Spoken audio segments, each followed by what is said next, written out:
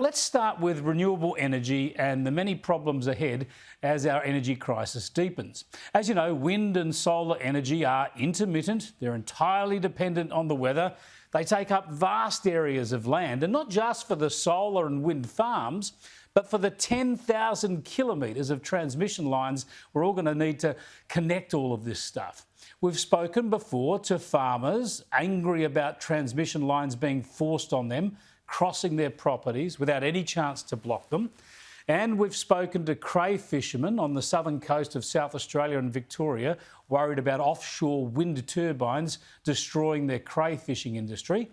And we also saw the ugly destruction of Queensland forests to install wind turbines along the ranges near the central and north Queensland coast, where environmentalists are outraged. Well, in Queensland, there's been a small victory against one of these wind farms in the Burdekin, south of Townsville. The project was boosted late last year when the global digital giant Apple agreed to purchase a huge swathe of energy from this wind farm as part of its net zero and environmental agenda. Well, but now Apple has pulled out of the deal, worth apparently $450 million because of environmental concerns.